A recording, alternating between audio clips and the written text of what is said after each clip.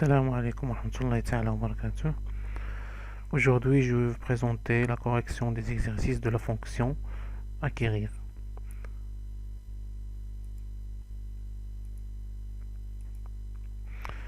Donc, on va commencer par quelques applications. Donc, 1. Compléter le tableau ci-dessous. Donc, ici, on a les capteurs, donc la désignation des capteurs. Et ici, on a le symbole. Donc, pour un détecteur, pour les détecteurs de proximité capacitifs, on vous demande de donner le symbole de ce capteur. Donc, comme vous voyez ici, on a le symbole normalisé d'un détecteur de proximité plus le symbole d'un condensateur. Donc, c'est un détecteur, c'est le symbole d'un détecteur de proximité capacitif. Donc ici, dans le deuxième capteur, donc vous voyez ici le symbole général d'un détecteur de proximité plus le symbole d'une inductance. Donc c'est un détecteur de proximité inductif.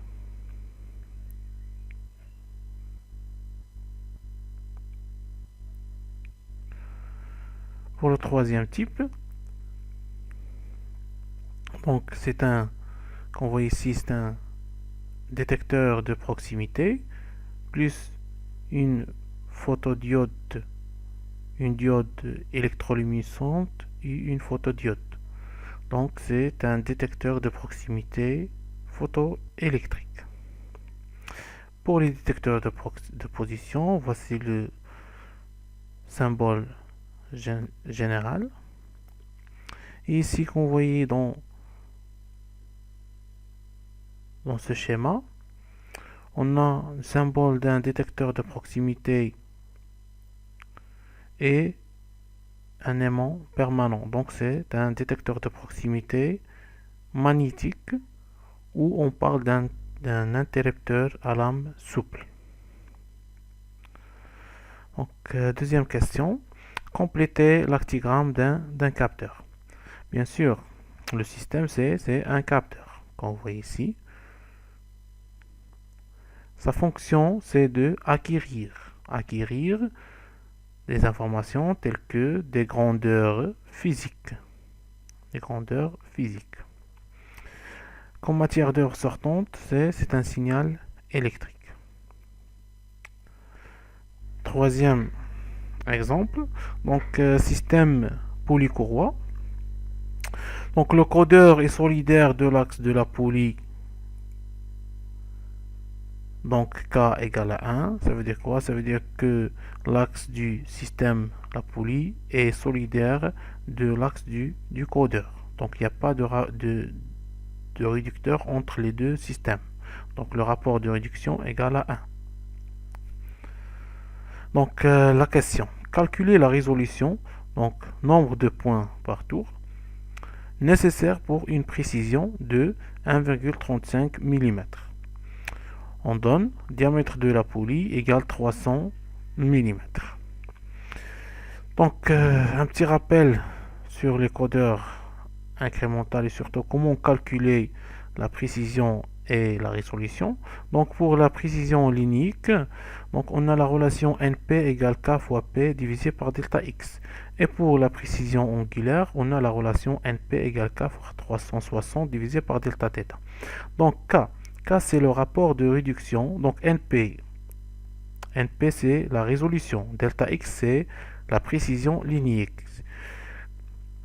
K c'est le rapport de réduction entre l'axe du système et l'axe du codeur.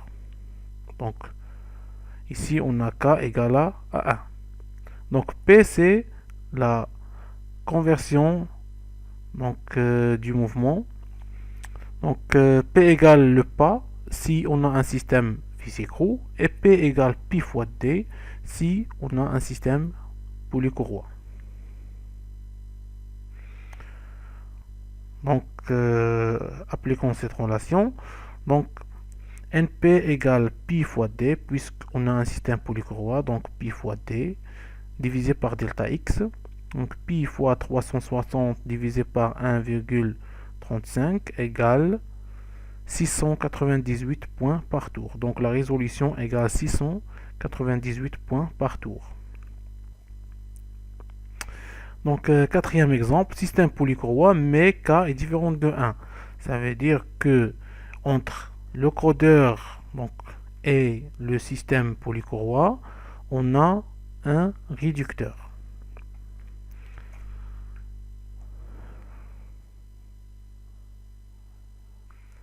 Donc le rapport de réduction est différent de 1. Donc la question c'est de calculer la résolution, nombre de points par tour nécessaire pour une précision de 1,35 mm.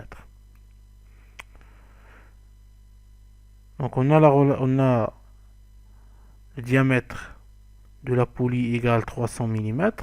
Donc la vitesse angulaire du moteur, donc oméga m, c'est la vitesse angulaire du moteur égale 150 radians par seconde. C'est la vitesse d'entrée du réducteur. Et la vitesse angulaire de la poulie égale 50 radians par seconde, c'est la vitesse de sortie du réducteur. Donc on a la relation suivante. Donc NP égale P fois K divisé par delta X. Pi, donc P c'est Pi fois D puisque c'est un système polycourroie, divisé par delta X fois K. Donc K c'est le rapport de réduction. Donc égale oméga P divisé par oméga M. Donc oméga P divisé par oméga M. Donc égale pi fois 360 divisé par 1,35 fois le rapport de réduction qui est 50 divisé par 150 égale 233 points par tour. Donc la résolution ici c'est 233 points par tour. Cinquième exemple, système vis-écrou, donc dans ce cas, K différent de 1. Donc ici on a un système vis-écrou, donc la vis et l'écrou. Donc la rotation de la vis permet le déplacement de l'écrou. Donc entre le codeur et le système, on a un réducteur. Donc on sait que le pas d'une vis correspond au déplacement de l'écrou, quand cette dernière, bien sûr, fait un tour.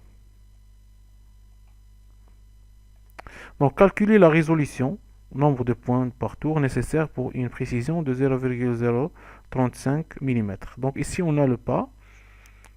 Ici, on a la vitesse du moteur, c'est la vitesse d'entrée du réducteur. Et la vitesse de la vis, c'est la vitesse de sortie du réducteur. Donc, on applique la relation NP égale P fois K divisé par delta X. Donc, ici, P c'est le pas, puisque c'est un système vis-écrou, divisé par delta X fois, donc le rapport de réduction, c'est la vitesse de sortie divisé par la vitesse d'entrée.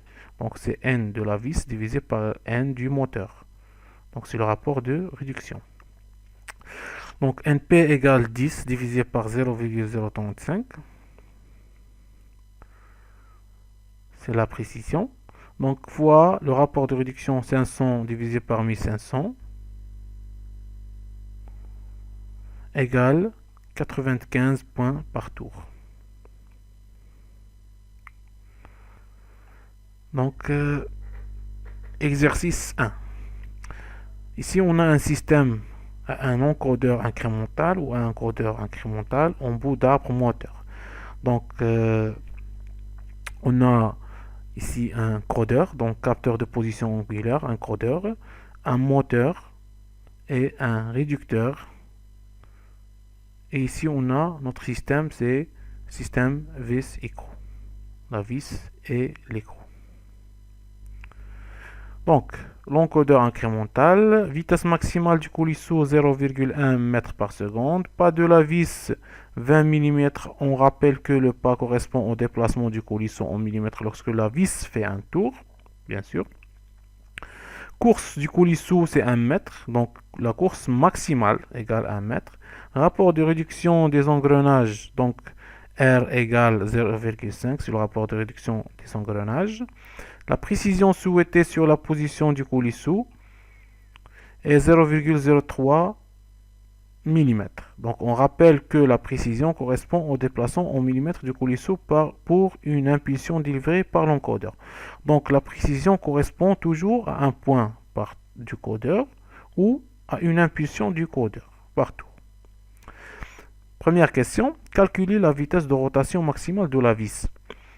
Donc pour un système de transformation de mouvement, vis-écho, on sait que la vitesse de déplacement linéaire égale la vitesse de rotation fois le pas. Donc n, donc v égale n fois p. Donc n égale v divisé par p.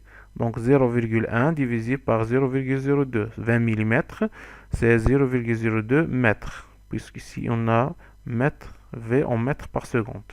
Donc égale 5 tours par seconde. Donc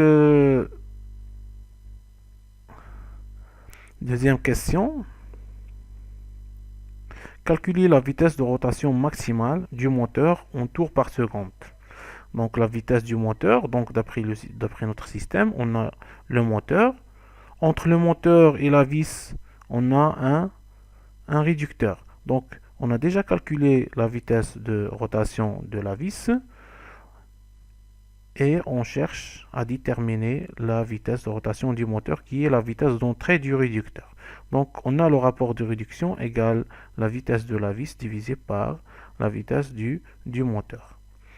Donc on sait que le rapport de réduction des engrenages égale 0,5 et on a la vitesse de la vis, donc on peut calculer la vitesse du moteur qui est la vitesse d'entrée du réducteur. Donc le rapport de réduction égale n de la vis, donc la vitesse de la vis, de rotation de la vis, divisé par la vitesse de rotation du moteur. Donc la vitesse de rotation du moteur égale n de la vis divisé par r. Donc 5 divisé par 0,5, c'est 10 tours par seconde. Troisième question. Calculer le nombre de points par tour sur le disque de l'encodeur nécessaire pour satisfaire le cahier des charges. Donc ici, on cherche de calculer la résolution, nombre de points. Donc on sait que la résolution égale k fois le pas divisé par delta x. Donc k c'est 0,5, c'est le rapport de réduction, fois 20 mm, le pas, fois divisé par 0,03 mm, c'est la précision. Donc 333. Donc la question D, quelle sera la fréquence maximale des impulsions en sortie de l'encodeur? Donc on sait que la fréquence est toujours proportionnelle à la vitesse de rotation n. Donc on a la relation n égale 60 fois f divisé par np divisé par la résolution. Donc en tours par minute. La fréquence du signal carré délivré f, c'est la fréquence du signal carré délivré par le codeur. Donc ici f égale n fois np. Donc f égale n fois np égale 333 fois 10 égale 3330 Hz. Donc combien d'impulsions devra-t-on compter pour la course maximale du coulisseau? Donc la course maximale du coulisseau, c'est 1 mètre. Donc on cherche le nombre d'impulsions pour une course maximale de coulisseau. Donc on sait que pour la précision, pour une précision, donc correspond toujours à une impulsion. Donc on voit ici donc 0,03 mm. On rappelle que la précision correspond au déplacement en millimètres du coulisseau par une impulsion délivrée par l'encodeur. Donc la précision correspond toujours à une impulsion par tour. Donc ça va donner, donc une impulsion correspond à 0,03 mm. Donc déplacement de 0,03 mm. Et pour x ou la n nombre d'impulsions, on aura un déplacement de 1 mètre. donc x nombre d'impulsions, donc un déplacement de 1 mètre. Donc x nombre d'impulsions égale 1 fois 1 divisé par 0,03, puisqu'ici on a 1 mètre, donc c'est 1000 mm divisé par 0,03 mm, donc 1000 divisé par 0,03 mm, c'est 33 333 impulsions. Exercice 2, extrait du baccalauréat 2018 à rattrapage. Identification de la solution constructive retenue pour mesurer la position de la table avec une précision de 0,01 mm. Pour mesurer la position de la table, le constructeur utilise un codeur incrémental, donc de référence, voilà, donc monté en bout de chaque vis à billes. Donc représentation schématique du système d'entraînement de la table suivant l'axe X. Donc comme vous voyez ici, on a le moteur M, un système polycourroie cranté, donc poly 1, poly 2, courroie crantée, une vis à billes et l'écrou, c'est la table.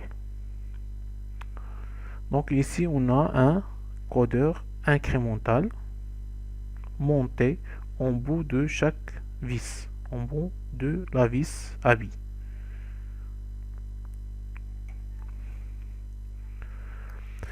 Et voici les caractéristiques du système d'entraînement de la table suivant l'axe X. Donc les caractéristiques du réducteur, donc le diamètre de la poulie, le diamètre de la poulie 1, 2 et le rendement. Donc on a les caractéristiques du système vis-écrou, donc le pas, diamètre, rendement, vitesse de rotation. Donc caractéristiques du moteur. Et ici on a un extrait du catalogue d'un codeur incrémental. Donc ici, comme vous voyez ici, on a code résolution, voir si contre. Donc code résolution, entre parenthèses, la résolution. Donc nombre d'impulsions par tour, c'est la résolution. Donc par exemple, si on a un code de 40, donc la résolution c'est 60. 60 impulsions par tour. C'est bon? Déterminer la résolution de ce codeur en impulsion par tour à partir de sa référence. Justifiez votre réponse. Donc, on a la référence. Donc, cette case va nous permettre de déterminer la résolution d'après le catalogue, d'après l'extrait du catalogue. 15, donc ici 15, donc code de résolution égale à 15, donc la résolution égale à 500. Donc code de résolution égale à 15, donc nombre d'impulsions ou la résolution égale à 500 impulsions par tour. Donc code de résolution 15, donc résolution égale R égale à 500 impulsions par tour, d'après extrait du catalogue. La roue de ce codeur incrémental ressemble à l'une des roues représentées. Cochez la bonne réponse. Donc on sait, d'après le cours, dans un codeur incrémental, le disque comporte au maximum 3 pistes. Donc ici, on a utilisé un codeur incrémental. Donc, comme vous voyez ici, on a nombre de pistes égal à 3. Donc 1, 2, 3. Et ici, on a plus que 3. Donc, c'est le premier disque, ou c'est la première roue. Un codeur incrémental de résolution R égale à 500 impulsions par tour monté au bout de l'axe X permettra-t-il de mesurer la position de la table sur cet axe avec la précision de 0,01 mm? Donc justifiez votre réponse. Ce qu'on va faire ici, on va essayer de calculer la précision. Donc on sait que la précision correspond toujours à une impulsion par tour. Et ici, on a pour 500 impulsions.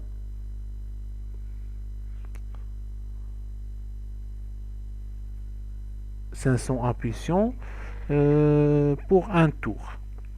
Donc, on a une impulsion correspond toujours à la précision. Pour 500 impulsions, le déplacement sera le pas. C'est 5 mm. Donc, pour 500 impulsions, donc un tour correspond à 5 mm. Donc, la précision égale 5 fois 1 divisé par 500. C'est 0,01. Donc, la précision P est de 0,01.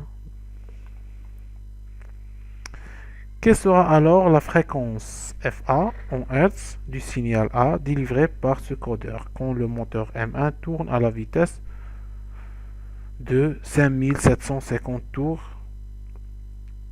par minute? Donc, on sait que la fréquence est proportionnelle à la vitesse de rotation. Donc, on a la relation, la vitesse de rotation égale 60 fois la fréquence du signal divisé par la résolution.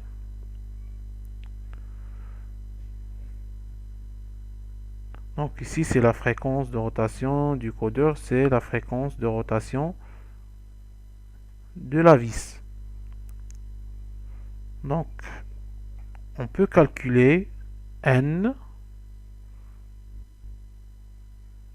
à travers le rapport de réduction. Donc, on a R, le rapport du réducteur, égale la vitesse sortie de la vis divisé par la vitesse d'entrée, c'est la vitesse du moteur NM1. Avec R égale le diamètre de la poulie 1 divisé par le diamètre de la poulie 2. Donc, N égale la vitesse de rotation fois le rapport, fois dp1 divisé par dp2. Donc, FA égale R fois N divisé par 60 égale R divisé par 60 fois N qui est égal à la vitesse de rotation du moteur fois le rapport de réduction qui est dp1, donc le diamètre de la poulie 1 divisé par le diamètre de la poulie 2. Donc FA égale donc 19 166,67 Hz. Exercice 3. Extrait du baccalauréat 2015, session normale. Donc, identification des solutions technologiques employées par le constructeur pour réaliser la fonction contrôler le mouvement de translation de la traverse.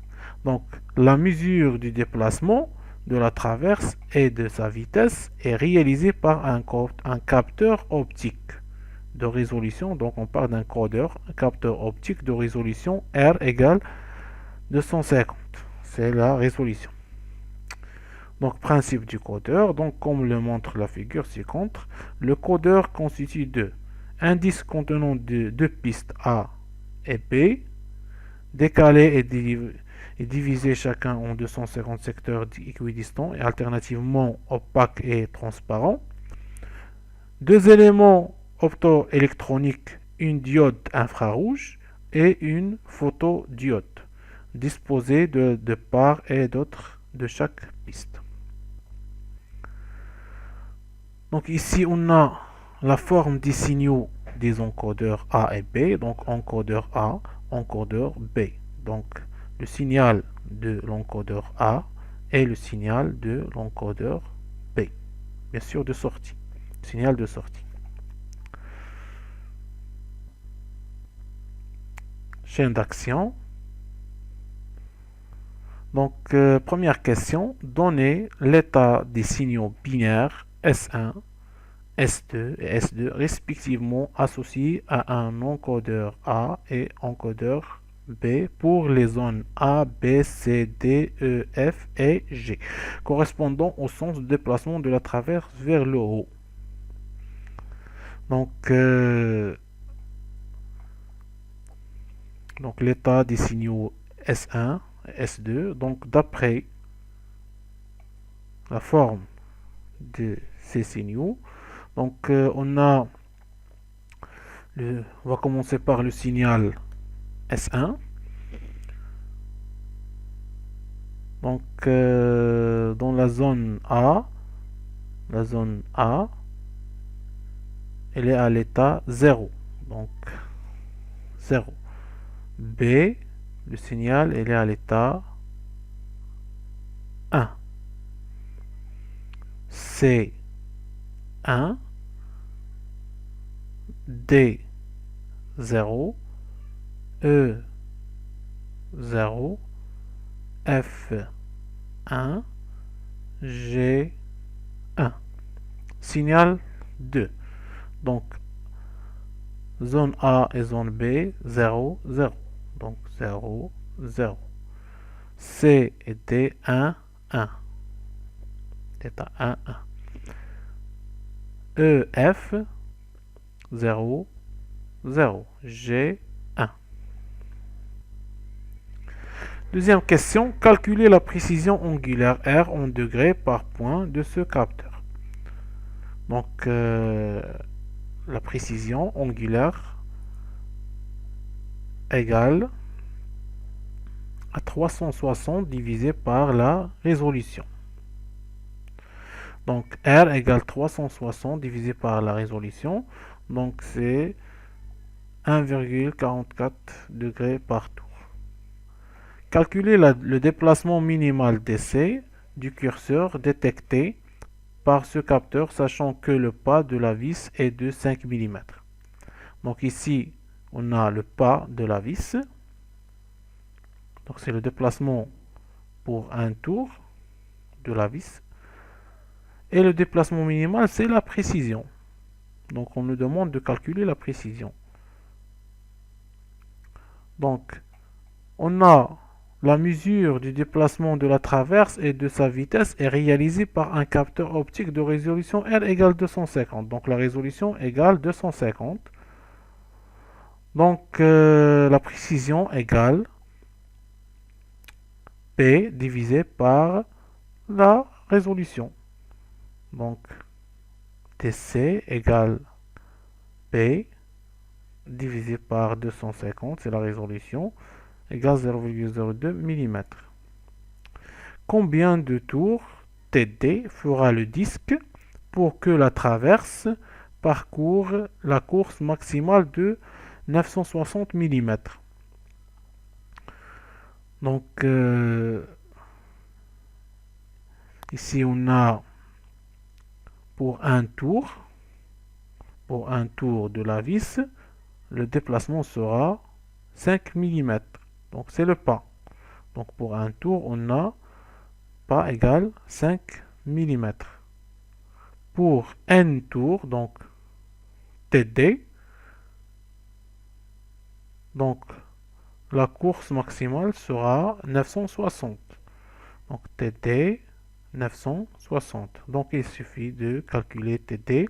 C'est 960 fois 1 divisé par 5. C'est 182 tours.